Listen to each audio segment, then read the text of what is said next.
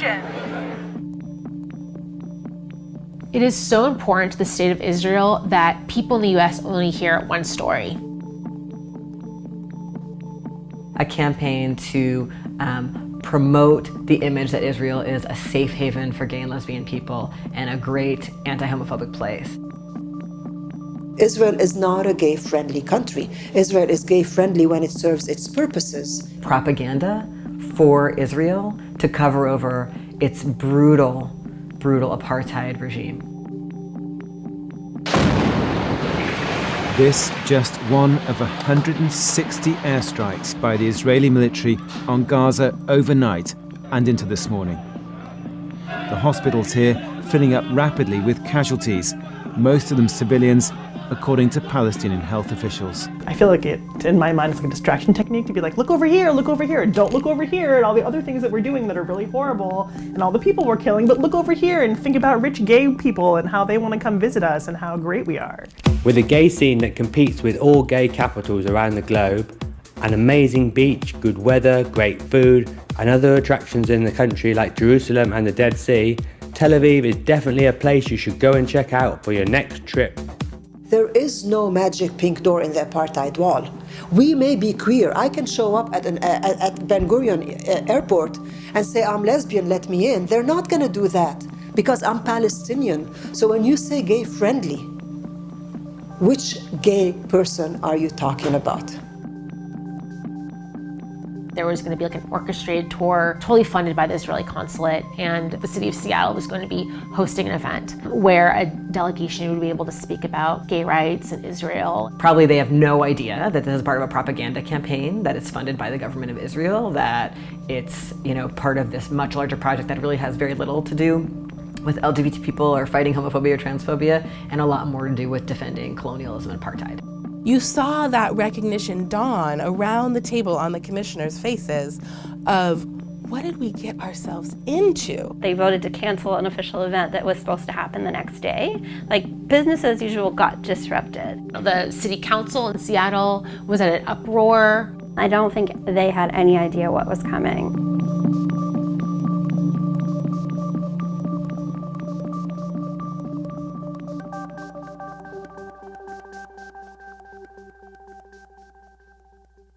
I actually first heard about the presence of an Israeli delegate at a queer youth center in Tacoma. And because I do queer youth work, that is kind of what rung out to me first. I didn't realize it was part of a tour. I just learned that queer youth specifically are going to connect with others through the Israeli consulate, which was so kind of jarring to me.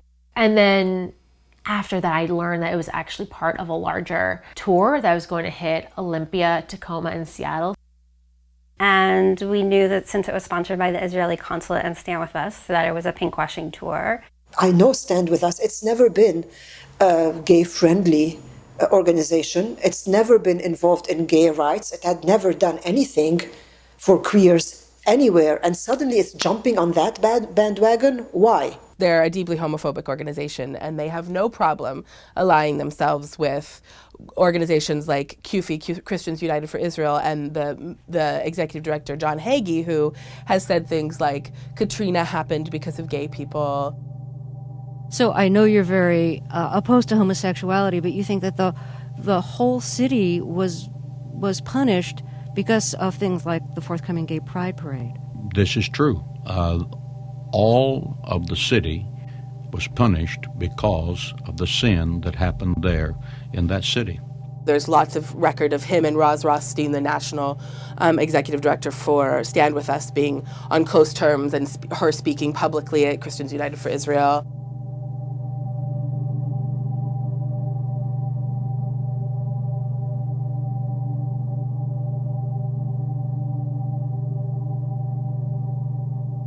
I returned from my trip to Palestine in January 2012. And only maybe 6 weeks later or something, I found out this pinkwashing delegation was coming through, right? This delegation of LGBT activists from Israel who were coming to share how great LGBT politics is in Israel. And the other entrance are really managing. And I'd just come back from Palestine, where I'd been witnessing genocidal apartheid regime, where I'd been meeting with families whose children had been killed by having a gas canister, shot at their heads.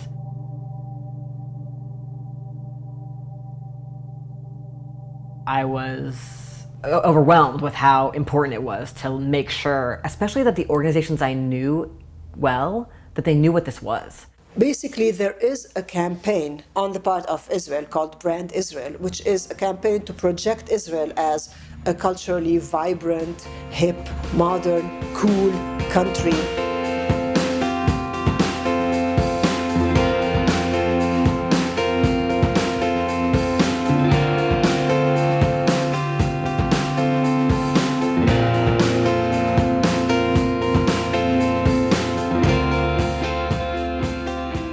Israel has actually come up with this campaign, Brand Israel, in direct response to the fact that thanks to decades of education on the part of people who realize that Israel actually is not the amazingly wonderful democratic country that it is a settler colonial state founded on the genocide of the Palestinian people, and it maintains its power through a system of apartheid and discrimination against the Palestinian people. So that truth is actually coming out. In 2005, 170 civil society organizations came together and issued this call based on the South African call for a global solidarity movement in the form of boycott, saying, if you want to support the Palestinian people, this is the strategy that we would like you to engage in. Boycott Israeli goods, divest from companies that profit from the Israeli occupation, and call for sanctions on Israel until it abides by international law. And so in response to Israel's tarnished image, Israel has come up with this campaign, Brand Israel, which is very actively trying to fix Israel's image.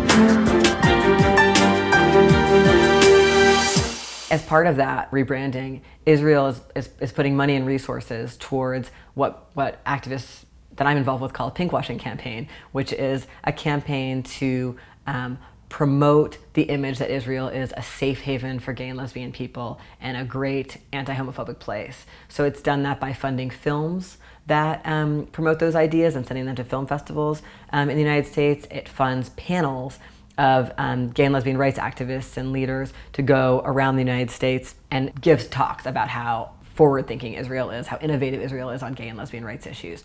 There's certain things I've noticed that help me spot the propaganda, right? So one obvious thing is that it might be funded directly by the government through the consulate or another source. Are there particular images used that kind of purport an idea that Israel is a safe haven or a Mecca? One example I often see is a rainbow-flagged Israeli flag, or these two flags kind of coming together and overlapping, that there might not be words listed, but I know what the image is trying to tell me. Pinkwashing also, it has a number of tropes, but sort of, they're very recycled. Once you start to see the films and speakers across the board, they're kind of saying the same thing every time. So that's also one way we can discern what is it about. So things that they will say are, Israel is the only safe place for gay people in the Middle East, right? There's often the terrible use of the term Mecca to say it's a gay Mecca. There's often a glamorous painting of the Tel Aviv nightlife as a sort of like gay tourism destination that would be a wonderful place to visit. Just be careful of the scary homophobic Arabs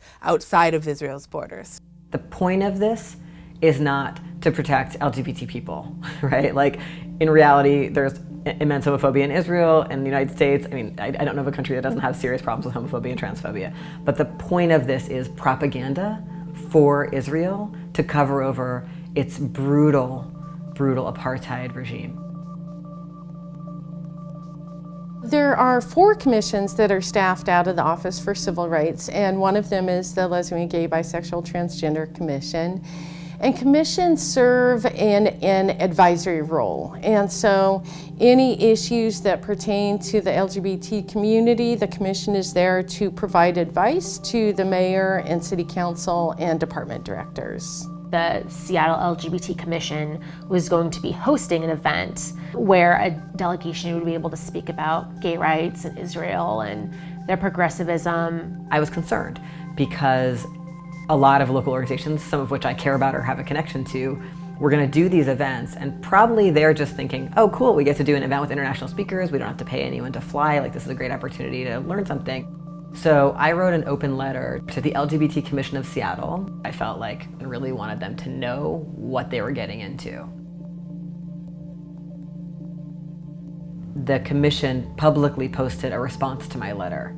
The Seattle LGBT Commission values the comments of Dean Spade, who recently brought to our attention the concerns of the Israeli and Palestinian conflict and agenda of pinkwashing to cover up said crimes and corruption of the Israeli government. While we believe his concerns are valid, the purpose of the meeting with Israeli LGBT groups is to engage in a dialogue about their successes and the progress of LGBTQ people's rights in Israel and Seattle.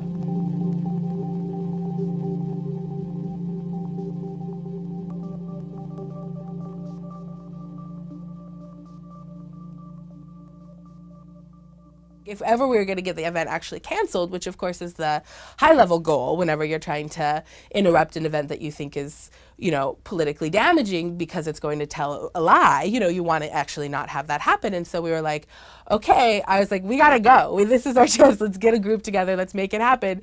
It felt really right that we go and that we, on public record, because this was an event being held, ostensibly for us as queer Seattleites, to be on the record as such saying no. And I remember when I got the email, I was like, oh yeah, I'll go, but it's the next day, so I really don't think they're going to cancel it, but I'll go. All the previous years I've been doing this work in the city, and even outside the city, it was met with kind of closed arms, and you kind of learn to grow a thick skin of not getting to be heard. And so it was really important that we were visibly there, though I didn't have a lot of hopes. So we organized a group of local activists to go, which included Palestinian queers and Jewish queers, many of us who've been working together for many years in community. And we got there, just like a conference room set up where sort of a large table. They were clearly pretty shell-shocked by the kind of response that they had gotten both from Dean's public letter, from Selma's open letter, from the kind of wide, I'm sure, inboxes of email they had of folks both opposing and supporting this event, which I think that they're not used to as a commission. I don't think they get a lot of public comments, so they were a little bit tentative and nervous going into the discussion of the event to begin with. Usually the commission facilitates their own meetings, and in this case, because of the controversy, they felt like it would be really important to have someone who wasn't a commissioner serve as the facilitator. And so the challenge I had was, recognizing that it was going to be tense, that there were strong differences of opinion, but really wanting to create space for people to say what they had to say. I think I was particularly nervous because, they had heard that there is opposition to this event because it specifically, is connected to the oppression of Palestinian people, but I wasn't hearing a lot of Palestinian voices talking about this. I felt like it was really high stakes and heated for me. So I read the letter that I'd emailed them the night before, and it was hard to do it and not tremble. I'm also a queer Palestinian, and being queer and being Palestinian and being a daughter of a refugee and having a diasporic identity is deeply entrenched in my queer identity, and it cannot be separated. So I want to start off by saying that because I think a lot of queer people of color and a lot of queer people from non-Western societies feel invisibilized. And when we have these conversations, we're told, we could talk about occupation, we could talk about what's happening, but we're here to serve LGBT people, so let's just focus on that. So I just really want to say, I'm here, I'm gay, I live in Seattle, and I'm Palestinian. And I'm deeply concerned that this commission that I honor so much over the 7+ years that I've lived here has decided to partner with Stand With Us. I ask you today to be courageous and to cancel this event. And to cancel this event is not an act done solely. By canceling this event and saying we do not stand with actually the racist propaganda that's used to put on this event, you are actually standing in solidarity with so many other national and international groups that are saying we will not let our queer community be used as a ploy to cover war crimes against queer people, not just Palestinians, against queer people like me. The entire time I was giving my testimony, I was squeezing the hand of Wendy. It was a very kind of emotional, very intimate space. And it was very clear that the reaction was emotional, and in real time, you saw the commissioners, it's sinking in what they had done. And I remember that when Selma sat down, she was sort of shaky because it was hard to speak her truth in a place where her voice was usually not heard. Of all of my years organizing, this is the most truth-telling that I have seen happen in one of those environments. We finished our testimonies, and the main commissioner, the head of the commission, was just like, thank you very much for coming. We just really want to thank you for coming. We're going to speak about this after the meeting is over. End of story. And so just to be clear, the plan of the commission is to go ahead with the event tomorrow night. Okay, just for people's transparency, wanted to make sure that people understood that. I have to say something. I feel like we owe you guys more of an explanation. I think that it's important for us to admit that we fucked up accepting this event. It's beyond our scope in terms of I don't think most of us had opinions one way or the other, and maybe that's ignorant, but that's just the truth. And I want to say as a commissioner, and I apologize, I don't agree with us having the event. And I guess we're having it, but I just feel like you guys came here and shared a lot of really important thoughts, all of you, and I think to just say thank you for coming just feels icky to me, but that's what needs to happen. I agree, and I may get in trouble for saying that. I don't know. I don't care. I don't want to walk out of here with any regrets, and if it was up to me, it would not happen. And I feel sick to my stomach in this moment. And I feel so naive, and I apologize for that because I had no idea of the background behind some of these issues. So I am so grateful for even hearing glimpses of it, because now I can ask different questions because I didn't know questions asked before. And there was one particular commissioner in general who, after I shared my testimony, was really moved. And he had a tear in his eye, and he looked at me and he said, I had no idea.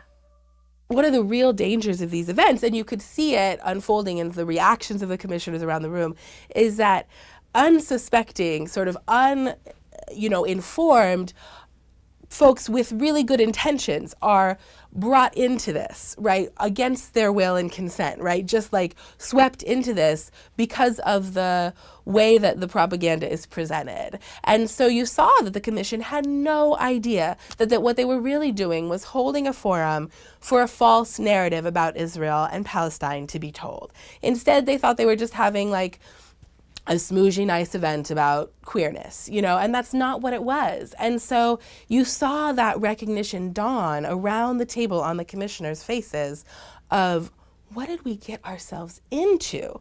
I guess I have more of a process-oriented question. It was said that the event can't be canceled. I guess I've heard from 4 commissioners so far who have either raised the point that they didn't know a lot about this topic and or that if they had their way, it would be canceled. And I guess I'm curious if there's an event that this commission is putting on tomorrow, why they couldn't cancel it. Well, I'm actually not a commissioner, so I would leave it to the chairs. And in fact, if someone made a motion, there would be a vote. And if there was a motion and a second, there would be a vote taken. Okay. I motion that we vote on canceling the event on the basis that we don't know what we're doing, and we're not trying to take a side. I second to have a vote. I was really surprised. Like I don't know what I expected to have happen, but I think that given that it's Seattle and it was a commission that seemed pretty like in the routine of how things go, like I didn't expect that they were going to change the wheel so much. And once that started happening, where I felt like a little shift in the gears, I was like, oh, something might actually happen. Like this actually might be, you know, like our little group of people might actually be changing something, which seemed really exciting and also very surprising. I was gripping Wendy's hand. She was brave enough to keep her eyes open, and at one point she tells me, it's a majority, it's a majority, it's a majority. And I just open my eyes and I notice and see that the majority of commissioners had decided to cancel the event. They voted to cancel an official event that was supposed to happen the next day. Like business as usual got disrupted.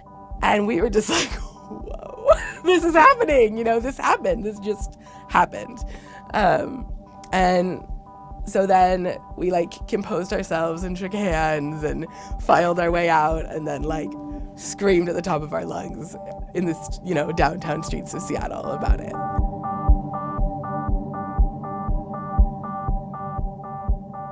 All of us were really excited and fairly like, you know, we're a little high on the adrenaline of like, a few people made some change, like that's so exciting, like it does happen, and it's sometimes really easy to forget doing activism that like, you know, a few people coming to say something can actually make a difference. And the event in Olympia had been moved to a smaller venue, so it wasn't quite canceled, but it was moved to a space that could not accommodate as many people. The event in Tacoma had many organizers respond to it, and that was canceled. And so it wasn't just that we canceled this event in Seattle, that we canceled it in Seattle, in Olympia, in Tacoma. Like the Pacific Northwest just shut it down. And there was this moment, this beautiful moment of amazing solidarity and support that happened. And I think to me, that's what I get out of it, in addition to the victory, which was yay, you know, I mean, yes, we won, you know. I mean, you know, it was a fabulous moment.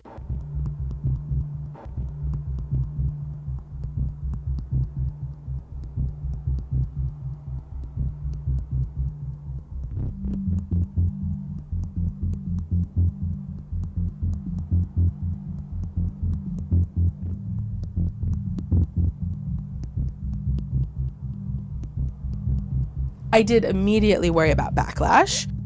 You know, I was really in the moment of winning and the excitement that we felt with each other, but I knew that, okay, if we know how the organized opposition works when we're losing, we should be a little bit afraid of how they're going to act when we're winning. This was a very significant victory, which is why the backlash was also very significant. I mean, just as it meant so much to us, it also meant a whole lot to the sponsors of this pinkwashing delegation. Along with the sort of public responses to what was going on, of course, there was the private hate mail backlash that activists received in response to their participation in this. It's some deep and hateful stuff.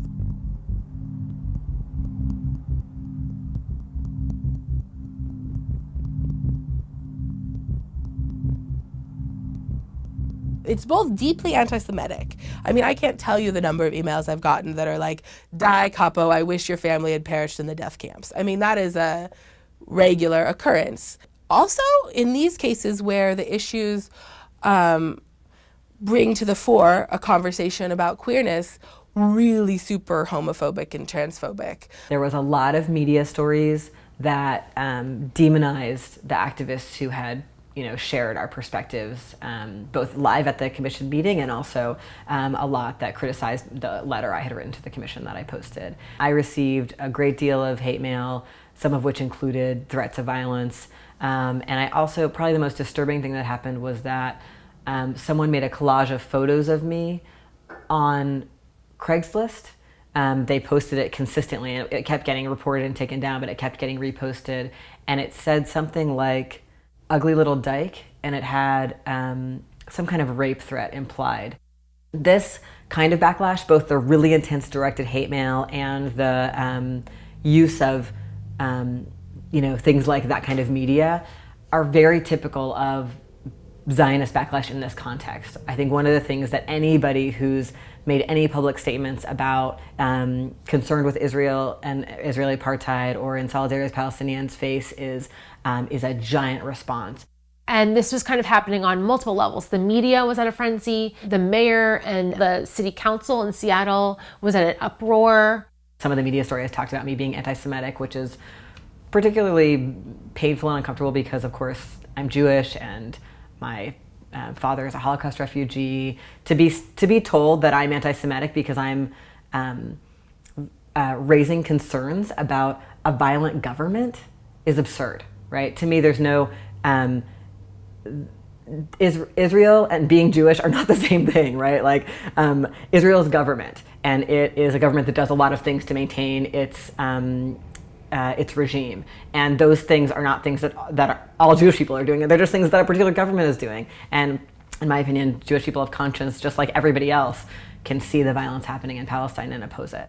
Seeing the kind of hate that just comes in all of the time, and particularly in moments like this, I mean, I have real compassion for what the commissioners must have been facing, particularly after they made their brave stand. I think they have probably never in their lives received this kind of just ugly kinds of hate mail and intimidation and scare tactics. It's a lot to take in if you're used to it, and I kind of can't imagine if you're like sitting on a commission trying to do good for your community and then you all of a sudden receive this really massive onslaught of just hate in your inbox. It's a lot. The point of a lot of that kind of hate mail is really to make you feel isolated and endangered, and it works. People wrote to the dean of my law school to try to get me fired, and that there have been academics who've been fired from their jobs for speaking out publicly about their views on Israel. So it's scary, even if it didn't. Thankfully, it didn't happen, and I had a supportive dean. But this stuff, it sucks. It works, right? Like it's really real threats. There was hate mail that came to Jewish Voice for Peace for sure. We were called Nazis, which is a typical tactic of right-wing organizations. I know Stand With Us, we saw they issued a statement saying that the commission discriminated against the folks who were supposed to come based on national origin, and so that was their sort of way of saying that it was an anti-Semitic move to cancel the event. They said there was pressure from outside groups as though we were not part of the community. It is so important to the state of Israel that people in the U.S. only hear one story. The story that they are victimized as a state and that they need support. And so there is so much energy put into staffing, into resources in different U.S. locations to uphold that this story is the only narrative that you hear. So all the mainstream Jewish organizations and the mainstream gay organizations sort of came together and put all this pressure on the LGBT Commission, and then started putting pressure on the City Council to pressure the LGBT Commission. So they ended up issuing an apology. They wrote, "The Seattle LGBT Commission sincerely apologizes for the pain, offense, and embarrassment that we caused by canceling our scheduled event with leaders from Israel's LGBTQ community who were visiting U.S. cities." Their vote did not represent a stand for either side, but recognition that we could not facilitate a neutral space for dialogue and learning and keep the conversation focused on LGBTQ issues versus the larger issues of the Israeli-Palestinian relationship. And so what I find troubling about this is the idea that these are two separate issues and that they don't have anything to do with each other. And what's especially disturbing about that is that they heard the testimony of queer Palestinians who were clearly showing how these issues are the same issue. And that if you're going to talk about LGBT rights in Israel and talk about LGBT rights in Palestine, you need to talk about the occupation. There was a city council hearing that became focused on this issue. Good afternoon, everybody. My name is Bruce Harrell. I'm chair of the Public Safety, Civil Rights, and Technology Committee, and I'm joined by Vice Chair Michael Bryan and Councilmember Gene Godden. Today is Wednesday, March 21st, 2012. We emailed with each other ahead of time and decided to meet in the lobby beforehand. And there was a lot of kind of hand-holding and just we're going to go in there and we're going to have to hear Stand With Us say horrible Zionist things and lies about us. A lot of the people from the Jewish organizations spoke as though they were speaking for the entire Jewish community. So the Jewish community was really disappointed and hurt and felt unsafe because this event got canceled. So it was really frustrating for some of us to hear that because we were clearly part of the Jewish community. The apology made by the Commission last night was a good first step in our estimation. But as was expressed earlier, many in this community are still disappointed, and we feel this very personally because we've stood side by side, the Jewish community has stood side by side with the LGBT community for so long. Outside pressure that was put on our commission, the outside group had their own political motives, and by their vote, the commission actually took a non-political event and politicized what was a cultural and civil rights exchange. And as a result, they jeopardized sensitive relationships in our city, relationships between the Jewish and the LGBT community, international exchange relationships. They embarrassed our own elected officials, and they have created tension and hurt in the very community they are charged with supporting and promoting. That a public issue and a public agency would refuse to meet with any leaders, regardless of their country, if those leaders are here to talk about civil rights, is appalling. They were not part of anything political. Each of them had their own stories to tell. There was the mother of, she had gotten involved because her daughter was a lesbian and is a lesbian and was trying to help and give her support. Someone else mentioned having been the partner of a lieutenant colonel in the Israeli army and the conflicts they had. They weren't part of any kind of pinkwashing that we're talking about from the Israeli government. That's a false thing. When folks ask, well, or claim, like this, you really made this political, or the commission really stepped out of line because here was this just lovely cross-cultural event that had nothing to do with politics, and you came in and painted it with a political brush. And that's just, the kind of ultimate in irony, because this was a deeply political event from its outset. It was a propaganda tour, emblazoned on the poster was the logo of a foreign government and was a name of an organization, Stand With Us, that only does Israel advocacy. And Israel, out of all the countries in the Middle East, is the only country in which my community, LGBT people, have their legal rights recognized and are safe, including for people from other Middle Eastern countries that can come there for sanctuary. Israel is the only place in the entire Middle East where a gay person can live safely. My marriage would be recognized in the state of Israel, and I could serve in the military. Our city-sponsored Civil Rights Commission violated its own tenets and purpose by silencing the voices of other LGBT civil rights leaders when it decided on its own to cancel its reception with the delegation of activists from Israel. In essence, the Commission discriminated against the Israeli LGBT civil rights leaders. In that one act of cancellation, the committee quashed free speech and the right to assemble, and many believe that the decision was based on the national origin of the Israeli delegation. To have people come back and be like, you're just silencing our voices. And I'm like, oh, that's such a buzzword in our community for people to react to really emotionally and very strongly. And people are like, no one should ever be silenced. I'm sorry you weren't able to come and we didn't hear your voice. And I'm like, well, there's way more to it to that. Sometimes the charge of censorship or of blocking dialogue is a direct response to the fact that we're engaged as activists in a boycott of Israel, right? We're engaged in a boycott of Israeli academic institutions. We're engaged in a cultural boycott, right? So we're saying to artists, hey, don't go play a show in Israel, right? All along the model of what was used to engage in the boycott of South Africa during apartheid, right? It's the same strategy. A boycott strategy is not a strategy about dialogue. It's a strategy that says, guess what? It turns out that our efforts to end this situation have failed, that there is not there's not equal power, so you can't have a dialogue. You can talk to the Israeli government till you're blue in the face about how it would be nice if they stopped being an occupying power, and they're not stopping, right? International courts have told them that the apartheid wall is illegal, and they've not stopped building it and expanding it, right? That kind of nothing is working, and we need to put pressure on this government that is doing this outrageous violence blatantly and publicly. And so boycott is a really appropriate strategy. So boycotting events funded by that government to promote improper and untrue image of itself is entirely appropriate. And that's not a form of censorship, that's a form of discernment. I offer a letter of thanks to the commission, actually. I want to just read that briefly. Thank you, Seattle LGBT Commission. As lesbian, gay, bisexual, transgender, queer folks and allies, we extend our deep gratitude for your decision to stand for universal justice and equality. You bravely said no to the planned pinkwashing event funded by the Israeli government, and militant pro-Israel organizations Stand With Us. And this letter is signed by folks like Judith Butler, Sarah Schulman, filmmaker Barbara Hammer, and 3,500 other people. It's not censorship when a government committee decides not to participate in an event in favor of creating more real opportunities for dialogue that are not violently skewed the way this one was.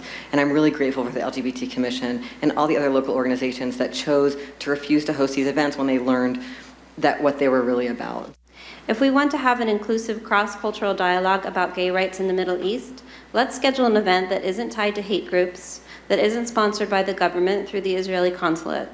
My name is Nada Elia. I am Palestinian. My family is from Jerusalem and Haifa. And because of that, Israel violates my human rights, regardless of whether I am straight or queer.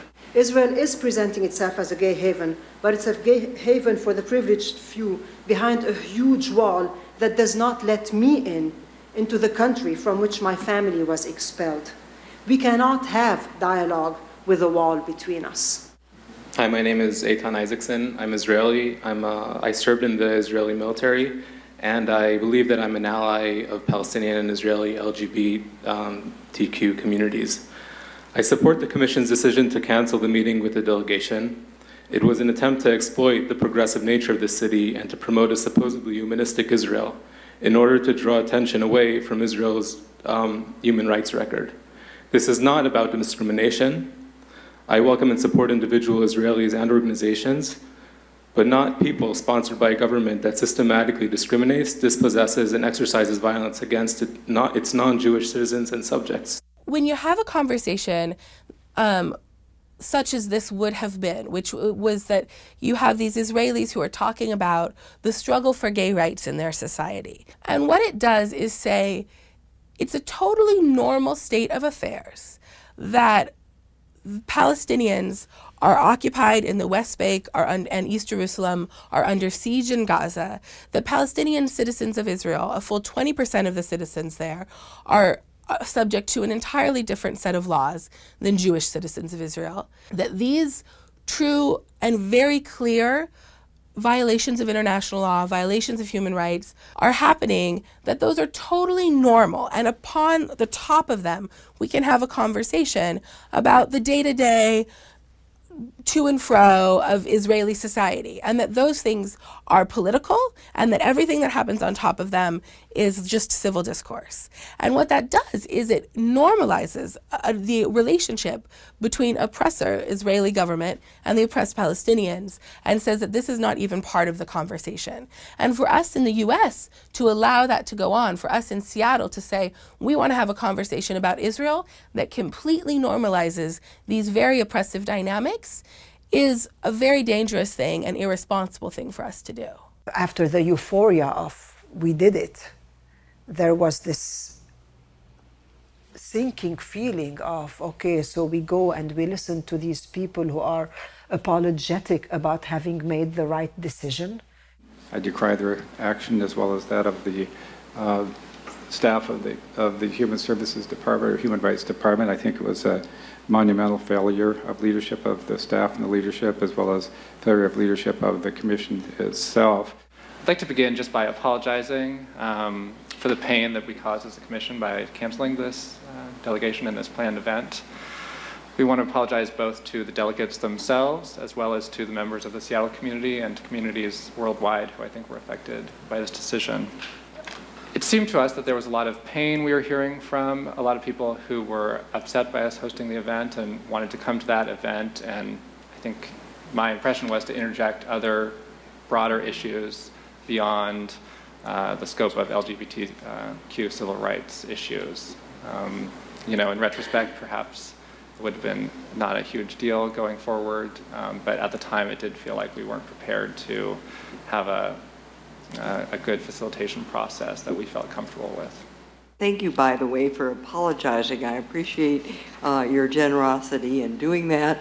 I should say that you did cause us pain, and it was quite embarrassing to have to go and talk with the folks who, by the way, seem to be very sincere, and I think you would have gained from having that conversation. It was a mistake, and I'm glad you recognize that. And to me, at least, it gets at the core of what commissions are supposed to be about, which is to promote open and broad dialogue. Kind of a weird mindfuck to try to say that people protesting something are not trying to create dialogue. Propaganda is not dialogue. I have to tell Julie Nelson that, people do turn to you, people meaning council members and commissioners and the public, to be the expert in race and social justice and to be able to give people the tools to deal with this stuff.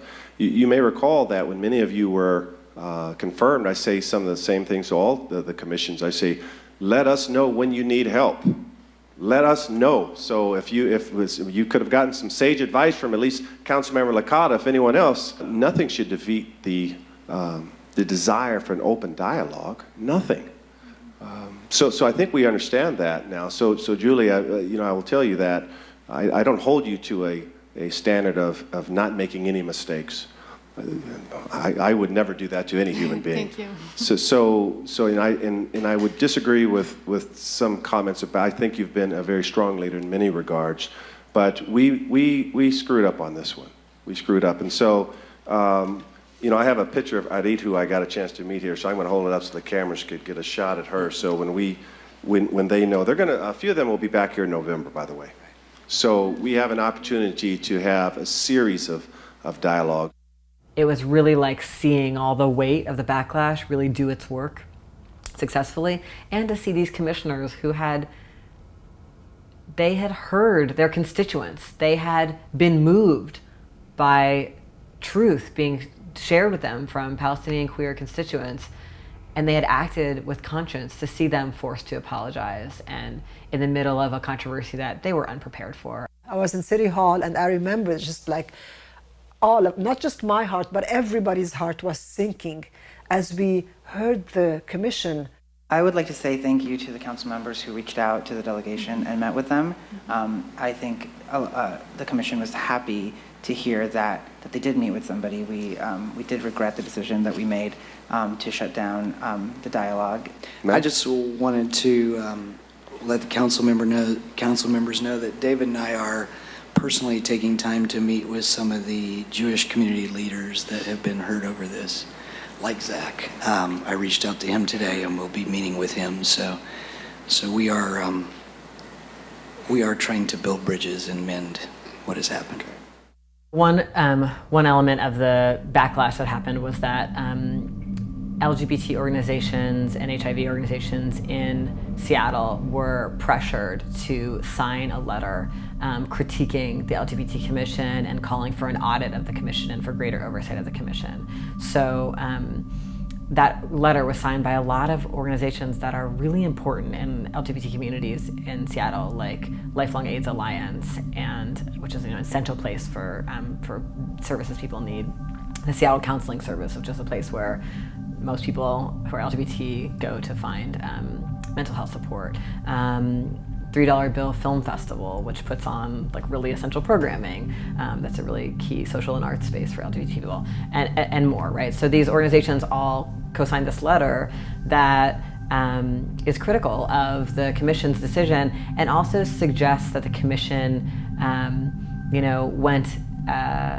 went like rogue, right? Like went into this whole issue of Israel and Palestine when they should have just left it alone and had this great meeting with these LGBT activists. So a lot of folks in our community are not going to be comfortable seeking services somewhere that decided to sign on to this letter. The letter is like creating a narrative that is completely misrepresentative of what happened.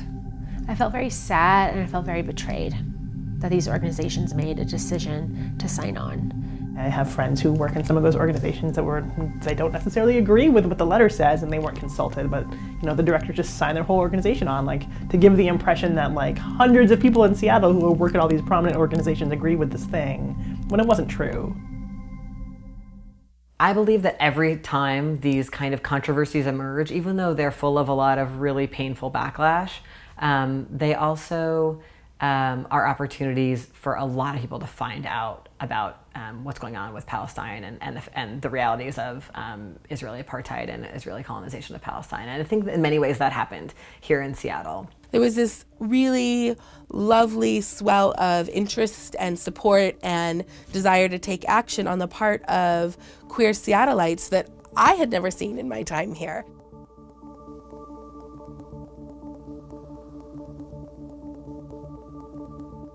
About 6 months after the commission decision, the Seattle Gay and Lesbian Film Festival was held, and as part of that, one of the films screened was a film called The Invisible Men, which tells a story of 3 or 4 gay Palestinian men struggling under the homophobia of Palestinian society. It is directed by an Israeli director and funded by the Israeli government. There was a very one-sided portrayal of what is queer Palestinian life like. There was no discussion of what is resistance to living under occupation like for queer Palestinians living in the West Bank. That was not a part of the film. We're not totally surprised given that $3 Bill Cinema was one of the signers of the letter after the commission's decision, but we were upset that this was happening. And what we did was to create a flyer that was about the film. We wanted to ask people questions. Do they believe that this is propaganda? What we know is pinkwashing is this. Do you believe that what the film depicted, that queer Palestinians need Israel for saving? No, we did talk about what the campaign is on. We also went into the film, and when the director answered questions at the end, we asked hard questions about the occupation so that people could hear, some sort of the political context for this film. We wanted to out that film perpetuates this horrible myth. Do you want to talk about your experience of the film? It was about an issue that I knew nothing about, so I thought it was great. And what did you learn? I learned how scary it is for gay men in Palestine and how much fun it is in television.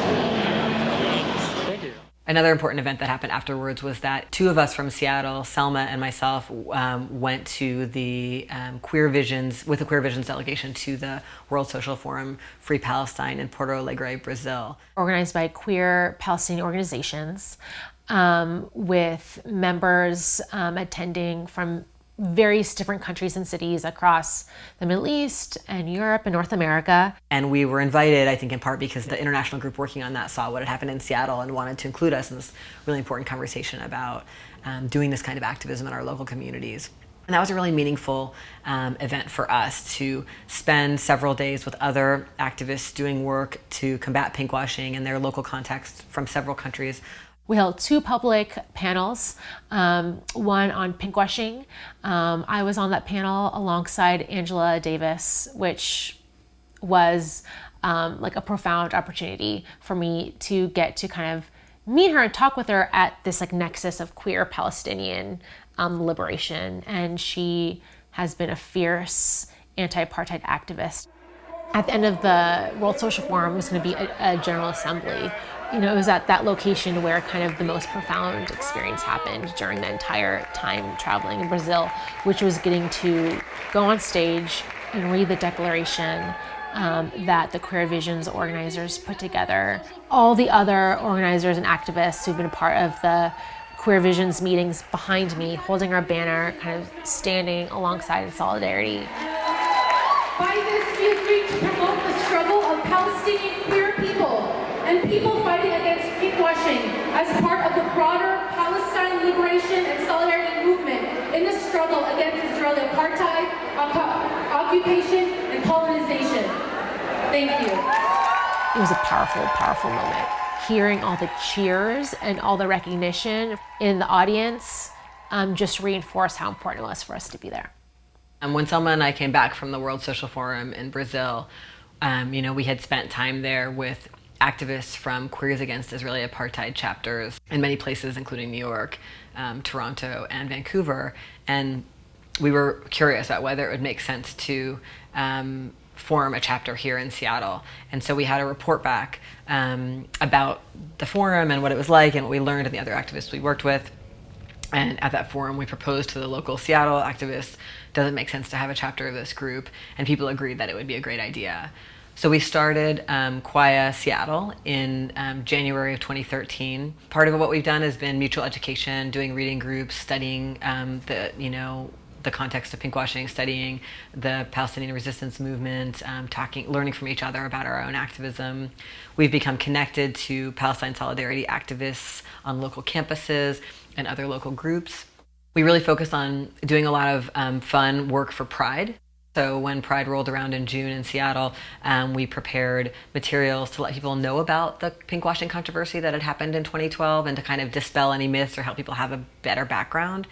We also wanted to spread the word about the letter that the local gay organizations had signed, and also working on figuring out how to build more dialogue with the organizations that signed the letter to try to really heal that very deep wound in our local community and figure out how we can build a queer and trans community in Seattle where organizations will be accountable to their constituents and not be kind of pulled into the kind of pressure that I think resulted in that letter. The launching of Quia was like in many ways, the biggest win of all from all of this, because, a win is one thing. If you have a policy win, great. But the truth is it's about how do you spin that forward into greater movement building, into further campaigns, into activism that's going to get us closer, right? And so the launching of Quia in the wake of all of the interest that got generated, as well as Dean and Selma's trip and coming back and people really wanting to be a part of moving things forward, to me as an organizer is the ultimate story of victory. Even if the commission apologized and said that they had been wrong in canceling and all of that, there is absolutely no doubt in my mind now that if some pink delegation were to come, they would look into the background, the political context, what is happening. They've learned. We educated them and they learned. Even if the entire membership of the commission changes, this is something that is part of the institutional memory. I'm hopeful for liberation in Palestine in a way that I haven't been in my previous years of organizing, where what I really noticed was a shutdown of any conversation about Palestine liberation, or a shutdown on any conversation about occupation and U.S. role in occupation of Palestine. But what I've seen now is that these conversations are popping up everywhere. I do see the light at the end of the tunnel, and it's getting closer every day. There is absolutely no doubt in my mind about that. I think we are making huge strides on a daily basis with small and big victories. I'm hopeful because I think that the boycott strategy is a brilliant strategy. Every single time an artist or a musician cancels their gig in Israel, every single time an academic association passes a resolution saying that they're going to respect the boycott, every time there's a battle at a grocery store or co-op about whether or not to de-shelve Israeli goods and boycott them, even when it doesn't work, it still is an explosion of information that's suddenly available about the realities of Israeli apartheid. And I truly think that anyone who learns anything about it that's remotely true cannot ignore So whether it's New York City's LGBT Commission having a controversial event, or whether people are starting to raise critical eyebrows about where SodaStream has its main manufacturing sites, whether it's a film festival in a major city having so much direct action against it because of the funding that it's getting from the Israeli government, that I'm seeing these conversations happening a lot more, not just in kind of my queer alternate media spaces, but also in the Washington Post and in the New York Times. I feel like I've turned a corner in my hope around the liberation of Palestine, and I believe that a liberation is in sight and near. We have a precedent over and over again that shows us that this is the strategy that's going to work. And more people are rallying behind it. And that, to me, is very empowering and very hopeful.